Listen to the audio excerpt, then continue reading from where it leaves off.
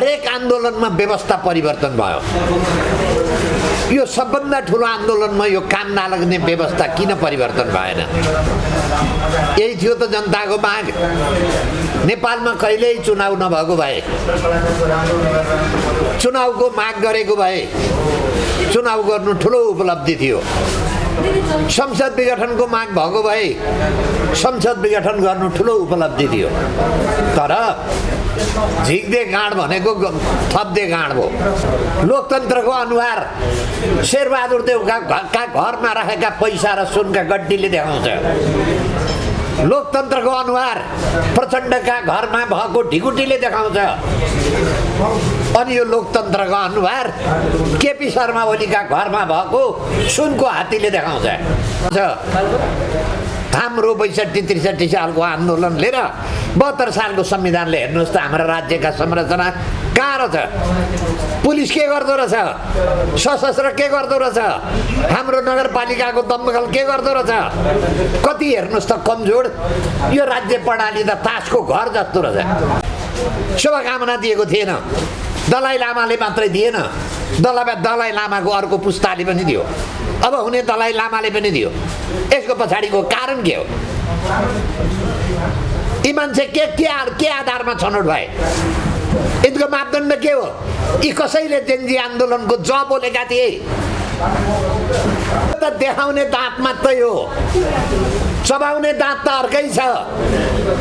यो पनि अहिलेको के कार्की जुन आयोग बनेको छ त्यो कार्कीले यो अनुसन्धान गरौँ।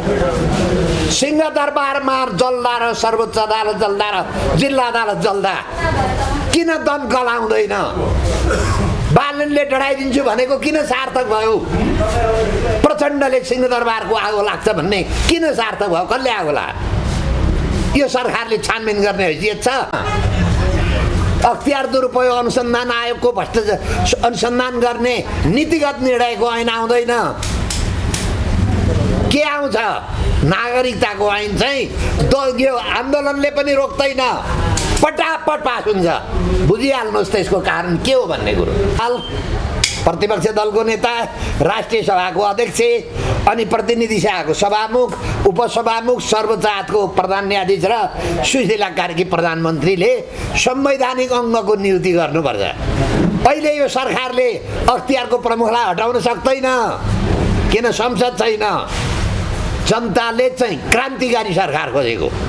यो संविधान विघटन गरेर यसलाई निलम्बन गरेर अन्तरिम संविधान खोजेको। जेन्जी नै सक्कली जेन्जी बाहिर पाए नक्कली गए त्यहाँ जेन्जी। नक्कली जेन्जीले सम्झौता हेर्नुहोस् न। बालेनको कानुनी सल्लाहकार गृहमन्त्री अनि जेन्जीको वार्तामा बस्ने के अर्यालजी अनि जेन्जी चलाउने अहिले सुदन गुरुङ हामीले सामाजिक सञ्जालमा देख्यौँ। संसद विघटन नभए हुँदैन भनेर उसले आदेश दिन्छ। उसले संसद विघटन नभए हामी मान्दैनौँ भन्छ। के हो? संसद विघटन सुरुमै गरेर बिग्रियो हैन त कुरो? संविधान खारेज गर्नु पर्यो। भन्छु दिनेशजीलाई छिटोभन्दा छिटो हामीले क्याबिनेटमा उहाँलाई देख्न पाऊँ। पत्रकार साथीहरूको सहयोग छ होइन? किनभने त्यस्तो राम्रो मान्छेलाई हामीले लिएर आउँ, वरिष्ठ अधिवक्तालाई। किनभने मैले त घोषणा गरेको छु अरूलाई मन्त्री बनाउने, आफू मन्त्री नबन्ने, अरूलाई बनाउने। म दिनेशजी मन्त्री भएको हेर्न चाहन्छु। म वरिष्ठ अधिवक्ता बालकृष्ण नेपालजी।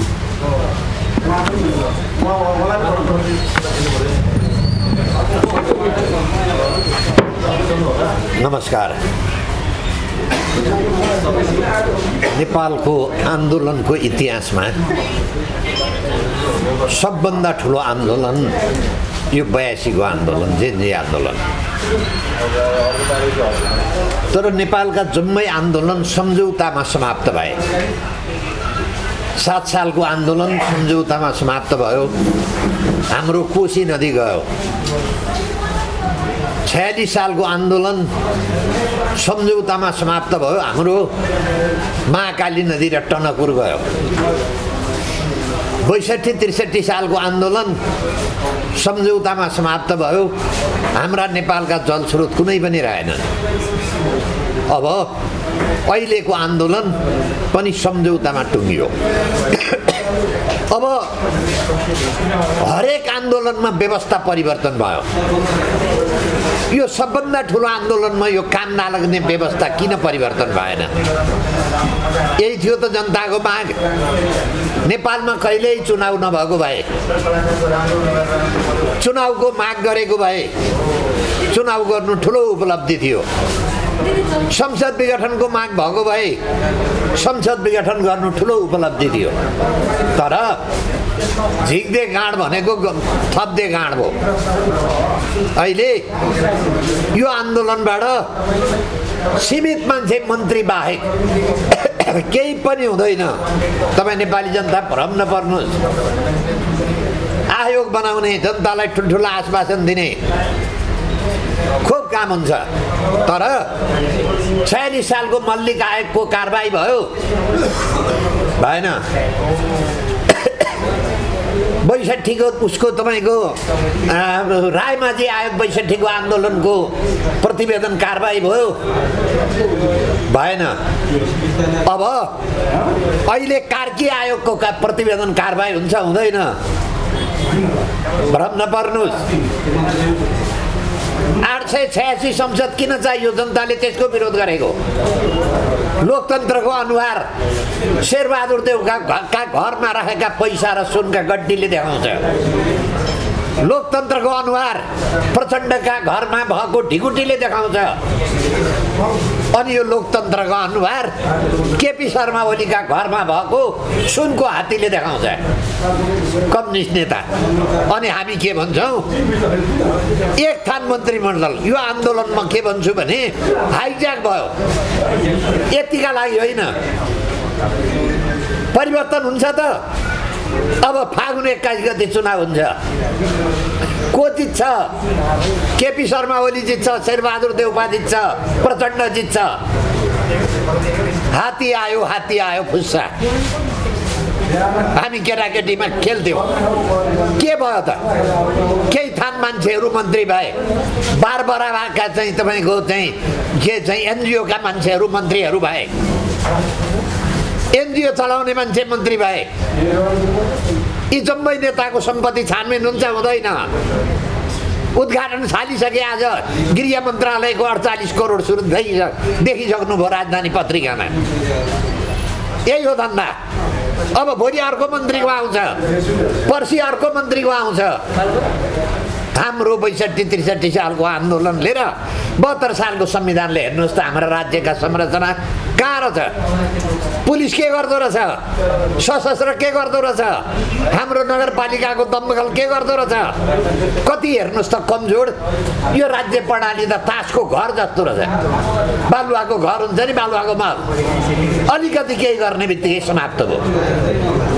यो कसले यो आगजनी गरौँ र कसले यो विदण्डा गरौँ राम्रोसँग अनुसन्धान भएन भने अहिलेका कार्कीको आयोगलाई म निवेदन गर्छु यहीँबाट। पुष्पकमल दाहाललाई 1 हप्ता अगाडि सिंहदरबार डढ्दैछ भन्ने कसरी थाहा भयो? पुष्पकमल दाहाललाई यहाँ ठुल्ठुला घटना घट्दैछन्, केपी शर्मा ओली चाँडो सरकार छाड्देऊ भनेर कसरी थाहा भयो? अनि बालनले आफ्नी श्रीमतीलाई हस्पिटल लाँदा सिंहदरबार डढाइदिन्छु भनेको किन सिंहदरबार डढो? यत्रो आगजनी हुँदा नगरपालिकाका दमकल किन आउँदैनन्? आन्दोलनकारी पनि एउटै, दमकलको मालिक पनि एउटै। उहाँहरूलाई यो देश समाप्त पार्नु थियो। कथम कदाचित यो आन्दोलनले देशको सीमा झन्डा पनि र तपाईँको नक्सा पनि समाप्त हुन सक्छ। यसको पछाडिको शक्तिको हेर्नुभएको छ? जबसम्म यसको पछाडिको शक्ति पत्ता लगाउनुहुन्न, ती एनजिओ पत्ता लगाउनुहुन्न, ती एनजिओबाट परिचालित मान्छे पत्ता लगाउनुहुन्न, छन् खराब हालत हुन्छ हाम्रो। एउटा आज घटना हेरे अफगानिस्तानमा अमेरिकन सेना फिर्किएको थियो। फेरि अमेरिकनले बलरामपुर भन्ने एयरपोर्ट माग्यो। अफगानिस्तानले दिन्न भनौँ। अहिले अमेरिकन सेना जाँदैछ अफगानिस्तानमा। नेपालको इतिहासमा कुनै सरकारलाई दलाई लामाले स्वागत गरेको थिएन, शुभकामना दिएको थिएन। दलाई लामाले मात्रै दिएन, दलाई लामाको अर्को पुस्ताले पनि दियो, अब हुने दलाई लामाले पनि दियो। यसको पछाडिको कारण के हो? यी मान्छे के आधारमा छनौट भए? यिनको मापदण्ड के हो? यी कसैले जेन्जी आन्दोलनको ज बोलेका थिए? हेर्नुहोस् त जो मान्छे मन्त्री भए नाम लिन्न म, तपाईँ आफै अनुसन्धान गर्नु। यसको पछाडिको कारण के छ? हामी लहैमा त हिँड्दै छैनौँ। अनि कस्तो संविधान ल्यान्छौँ त? सिङ्गापुर र स्विजरल्यान्ड बनाउने खण्डहर बनाइदियो नि त। प्रचण्डले बालुवाटारमा प्रकट हुँदा एसियाको माथि भन्थ्यो, एसियाको माथि त पुर्याइदिइहाल्यो नि। कुनै संरचना छैनन्, अड्डा अदालत छैनन्, कुनै जेलका कैदी छैनन्। भागेका कैदीले श्रीमती मार्न थालिसके, रेप गर्न थालिसके। लोकतन्त्र यही होइन दिनेश त्रिपाठीको? उहाँ त यसको अनुभवी मान्छे, बडा लोकतन्त्रवादी हुनुहुन्थ्यो। यही लोकतन्त्रले प्रचण्ड घरमा यो अवस्था पुर्यायो। यी नेताको घरमा समस्या समाधान भयो त? अहिलेको सरकारलाई ठुलो अपेक्षा नगर्नुहोस्, यो शुद्ध खिलराजको सरकार हो। एक थान प्रतिवेदन देलान्। अहिले यो जुन बेन्जी आन्दोलनमा दमन भएका मान्छे मारेकोमा कुनै प्रतिवेदन चाहिँदैन। हाम्रो सुरक्षा निकाय प्रहरी छ, सरकारी वकिल छ। त्यो सरकारी वकिल र प्रहरीले अनुसन्धान गरेर यो अनावश्यक गोली चलाउने र मान्छे मार्ने आदेश दिने मान्छेलाई किन अहिलेसम्म कारबाही हुँदैन? यसको अर्थ के हो भने यो त देखाउने दाँत मात्रै हो, चबाउने दाँत त अर्कै छ। यो पनि अहिलेको के कार्की जुन आयोग बनेको छ त्यो कार्कीले यो अनुसन्धान गरौँ। सिंहदरबारमा जल्दा र सर्वोच्च अदालत जल्दा र जिल्ला अदालत जल्दा किन दम गलाउँदैन? बालनले डढाइदिन्छु भनेको किन सार्थक भयो? प्रचण्डले सिंहदरबारको आगो लाग्छ भन्ने किन सार्थक भयो? कसले आगो लाग्यो? यो सरकारले छानबिन गर्ने हैसियत छ? प्रहरीको गृह मन्त्रालय अघि मैले भने 48 करोडको आयो। छानबिन हुन्छ? 46 साल यताको राजनीतिक गएर उत्सव हुँदाको मान्छेको सम्पत्तिको छानबिन हुन्छ? हुँदैन। यो अर्कै उद्देश्य, हामीहरूले नदेखेको उद्देश्य, अरू ठुलो उद्देश्यका लागि यो परिवर्तन भयो। यो परिवर्तनका पछाडि को थिए भन्ने कुरो त तपाईँले देखिहाल्नु हो नि। को यसका पछाडि थिए? कसले यो संविधान जोगाए? राष्ट्रपति कार्यालय डढाउने, तर राष्ट्रपति यिनैलाई सल्लो ठानेर सेना बस्ने, यसैलाई सल्लो ठानेर सुशीला कार्कीले मन्त्रीमण्डल बनाउने। कुनै मन्त्रीका घर बाँकी छैनन्, सिंहदरबार बाँकी छैन। तर फेरि आएर यिनै मान्छे हुने, यो अर्थ जनताको यो माग होइन। जनताले व्यवस्था परिवर्तन खोजेको। जसरी 46 सालमा व्यवस्था परिवर्तन भयो, 62-63 सालमा शासन व्यवस्था परिवर्तन भयो। संहिताको विरोध गरेको जनताले, भ्रष्टाचारको विरोध गरेको, यो सरकारले छानबिन गर्न सक्छ, कारबाही गर्न सक्छ? केही पनि गर्न सक्दैन। र अहिले हामी नेपाली जनता, नेपालमा एउटा उखान छ, टाउको दुखाइमा नाउइटामा तेल लाई भन्छ नि। अहिले यो चुनाव भनेको नाउइटामा तेल लायो।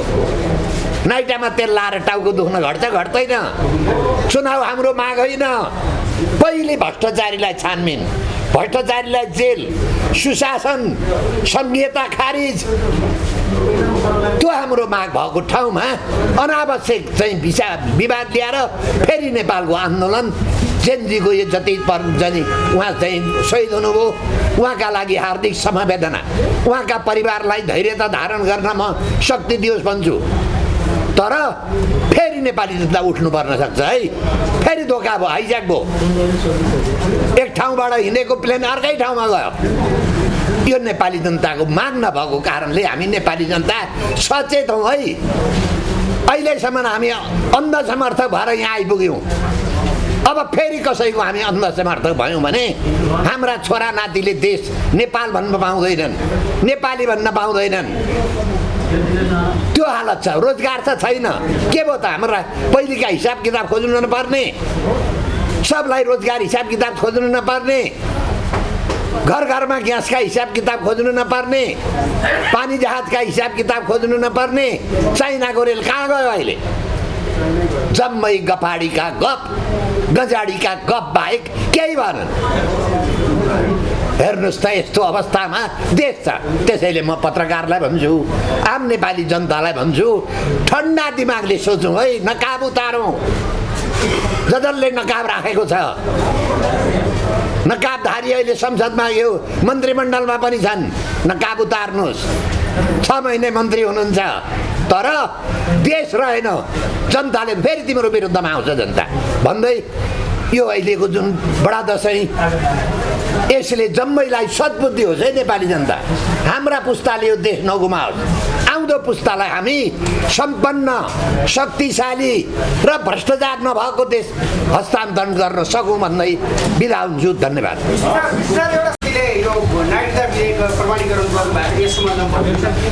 अब के छ भने रामचन्द्र योभन्दा अगाडि प्रचण्ड दिल्ली जाँदा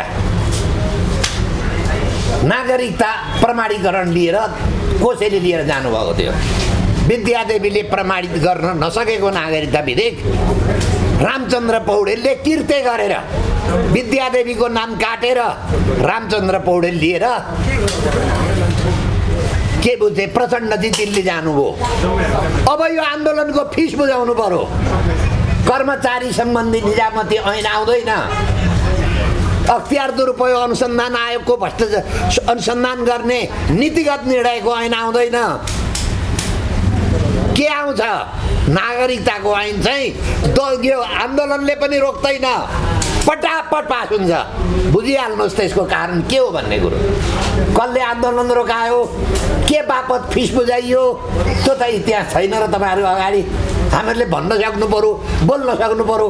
यस्तो लोकतन्त्रमा पनि हामी बोल्न सक्दैनौँ र भन्न सक्दैनौँ भने हामीहरूले यो देश राख्दैनौँ।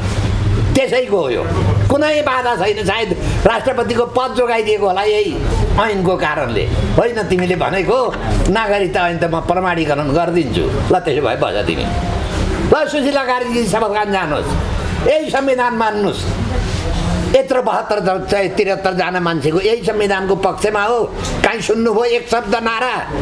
निर्वाचन होस्, संसद विघटन होस् भन्ने नारा हो। संसद भवन किन आगो लाए? त्यसले गरेको काम गलत रहेछ नि त। त्यसले बनाएको संविधान गलत रहेछ नि त। गाउँ गाउँको सिंहदरबार भन्थे, केन्द्रको सिंहदरबार डढाइदिए, गाउँमा पनि डढाए 200। संघीयताको विरोध गरौँ जनताले। हामी त्यसतर्फ ध्यान नदिएर यो भ्रष्ट व्यवस्थालाई पुनः हामी अक्सिजन दिन खोज्दै हुनुहुन्छ यो अहिलेका सरकारले। तर मलाई धेरै टिक्ला जस्तो मलाई लाग्दैन। अब फेरि जनता एकचोटि विद्रोहमा उठ्छ। त्यो विद्रोहले कहाँ ककललाई कहाँ पुर्याउँछ। अहिलेको विद्रोह जस्तो होइन। त्यो विद्रोह सशक्त हुन्छ तर शान्तिपूर्ण हुन्छ। यस्तो होइन अपराध गर्न त यिनै सरकारमा भएका मान्छे, यिनै पार्टी चलाउने मान्छेलाई अपराधको अनुभव छ। मान्छे मार्ने उहाँहरूसितै कला छ, टाउको काट्ने उहाँहरूसितै छ, प्लेन हाइज्याक गर्ने उहाँहरूसितै कला छ। अब नेपाली जनता शुद्ध हात लिएर यो देशको भ्रष्टाचार निवारण गर्न, सानो संरचना बनाउन, हात्ती गोरालाई जिराको छ। यो देशको संरचना हात्ती जस्तो छ, आमदामी जिरा जस्तो छ, थोरै एकमुठी आमदामी छ।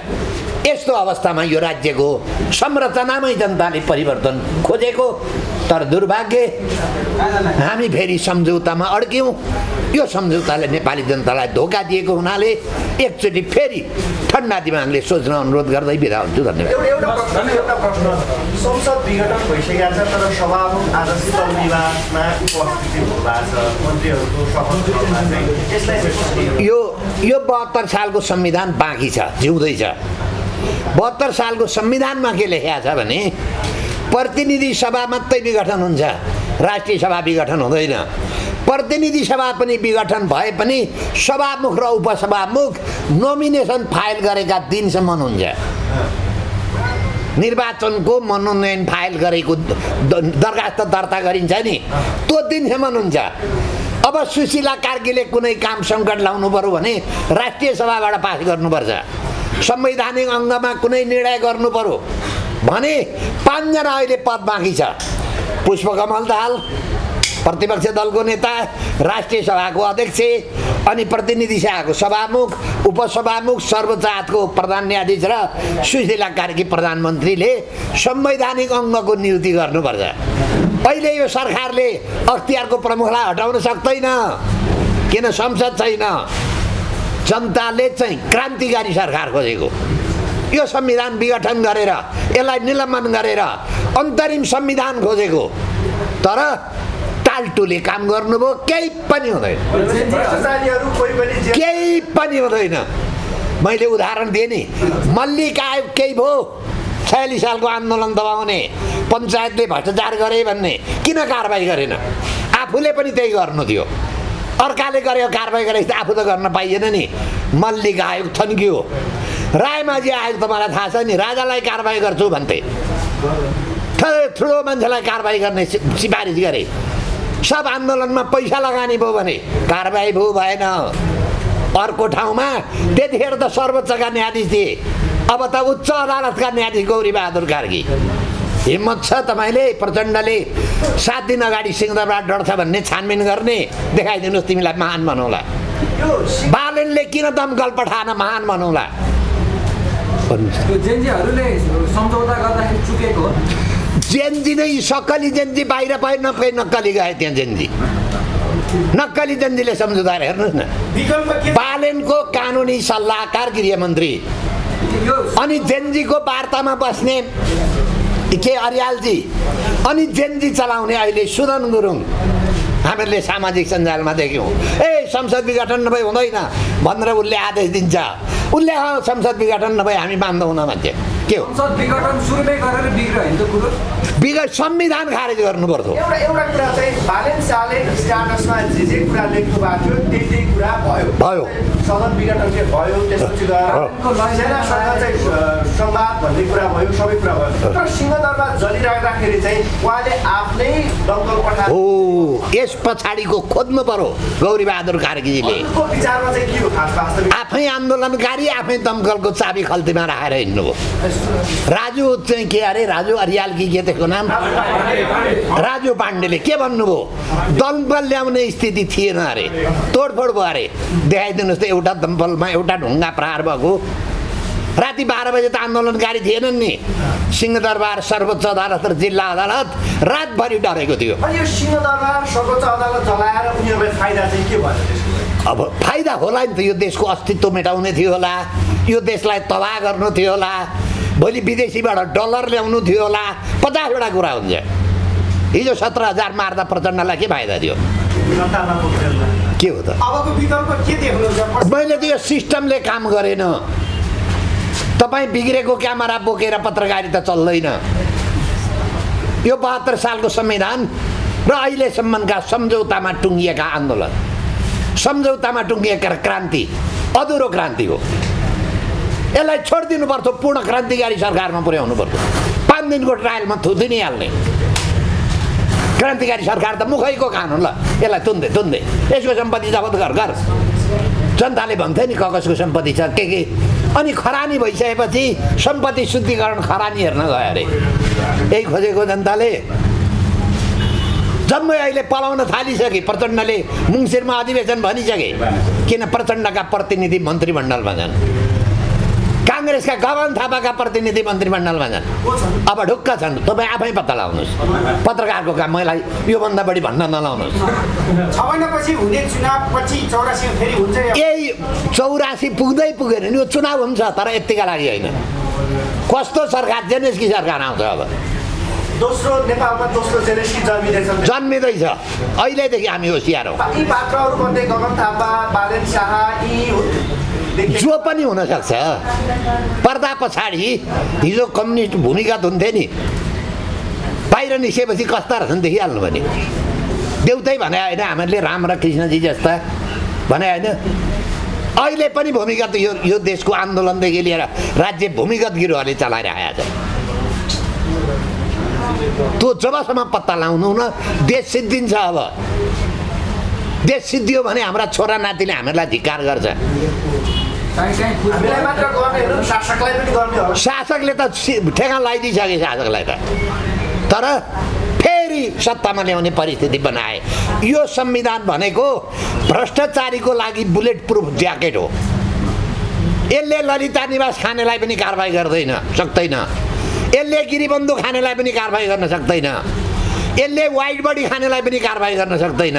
यसले भुटानी शरणार्थी नेपालीलाई भुटानी बनाएर छ नि, त्यसलाई पनि केही गर्न सक्दैन। यही व्यवस्थालाई संरक्षण गर्न यसैलाई प्रोटेक्सन गर्न अर्को यो नाक सिधै नाकले हातले नाक छामेको होइन, घुमाएर छामेको उयो बत्तल उही, रक्सी उही, लेबुल चेन्जी। रक्सीको स्वाद फरक हुन्छ, बत्तल त उयो हाम्रो सुशीला कार्की दिदी। यही व्यवस्थामा शपथ खाने मान्छे उहाँले अदालतमा रामराज्य बनाइदिनु भयो, प्रयोग भएको उहाँले त्यहाँ उहाँको क्षमता हेऱ्यौँ नि हामीहरूले। अब के उहाँका सिङ र जुरो पलाएको छ कि के छ? अरू जो मान्छे आए जम्मै प्रयोग भएको समाजमा देखेका मान्छे हो नि, यो मान्छेबाट के अपेक्षा गर्छौँ हामी? युवाले के अपेक्षा गर्छन्? त्यसैले फेरि नेपाली जनतालाई जसरी 7 सालदेखि धोका भयो, अहिले फेरि धोका भयो। यत्रा निशुल्कमा मरे मान्छे, राष्ट्रिय धन सम्पत्ति यति ठुलो नोक्सानी भयो, यसको पूर्ति कसले गर्छ? त्यसको त असर सिंहदरबार डढ्नु भनेको देश डढ्नु हो, सर्वोच्च अदालत डढ्नु भनेको त्यसका डकुमेन्ट डढ्नु भनेको देश डढ्नु हो। यो व्यवस्थाले हेर्नुहोस् त, सिंहदरबार बचाउन सक्दैन, अदालत बचाउन सक्दैन, पुलिस र सशस्त्रता हात उठाएर हिँडिहाल्छन् भागेर। कस्तो बनाएको रहेछ 72 सालको संविधान? बालुवाको घर रहेनछ, अनि यही बालुवाको घरमा उहाँ अब चुनाव गराएर यसलाई एकदम पिलरवाला घर बनाइदिन्छु भनेर सुशीला कार्कीजी र यी तमाम मन्त्रीजी कुदेका छन्। हुँदैन केही पनि।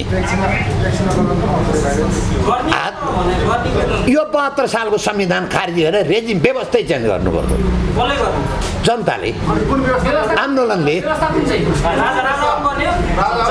देश बचाउनु पर्यो भने त्यो पनि गर्नुपर्न सक्छ। यदि यसमा सिक्किम भन्नुहोस् त, सिक्किम कसरी? सिक्किमको मोडल तपाईँले इतिहास पढाएको छ? सिक्किमको इतिहास पढ्नुहोस्, सुनन्दन दत्त रेको किताब पढ्नुहोस्। नेपालको घटना र सिक्किमको घटना हुबहु मिल्छ। नेपालमा पनि त्यस्तै राजा थिए, त्यहाँ पनि राजा विदा गरियो, संविधान सभाले यो त्यही संविधान सभाले देश विलय गरो। आज तपाईँले यो भनिराख्दाखेरि मन्त्रीमण्डलमा चाहिँ नेपालका आशा लाग्दा व्यक्तिहरू छन्, जस्तै कुलमान घिसिङ, महावीर पुन जस्ता व्यक्तिहरू मन्त्री बन्नुभएको छ। उहाँहरू त नेपाली आशा हो। तपाईँले फेरि हो। अब म भन्छु, एउटा के हुन्छ भने तपाईँ इट्टाको म उदाहरण दिन्छु। माटो कहीँ पनि खराब हुँदैन, तर त्यो माटोबाट इट्टा बनाउने साँचो खराब हुन्छ। इट्टा बाङ्गो निकाल्ने साँचो छ भने पिएचडी गरेको मान्छेलाई ल्याएर इट्टा बनाउन दिनुहोस्, त्यो इट्टा बाङ्गै निस्किन्छ। तपाईँकै अगाडि क्यामेरा छ, तपाईँ पत्रकारितामा पिएचडी गरेको, यो बिग्रेको क्यामेरा बोकेर जसले फोटो पनि खिच्दैन अनि बोलेको रेकर्ड पनि गर्दैन, तपाईँको पत्रकारिता चल्छ? 10 वर्ष यो 72 सालको संविधान हेऱ्यौँ नि, के गरौँ त यसले? एउटा भ्रष्टाचारलाई गरौँ गरेन? शेरबहादुर र प्रचण्डका घरमा हेरे भयो यो संविधानको उपलब्धि, यसलाई अब यो संविधानले कसरी रोक्न सक्छ? मैले निवेदन त्यतिमा देश नरोत्तम सिंहानुलाई राजा ल्याएर देश जोगाएन, अब त प्रश्न देश जोगाउने कुरो आयो। देशै जान सक्छ। भोलि यो देश गयो भने तपाईँको पत्रकारिता चटर्जी र बनर्जीले गर्छ, तपाईँ त्यसको भर्याङ बोक्ने हुनुहुन्छ। मैले त्यति भनेको। अहिले जानु त सिक्किममा। धन्यवाद।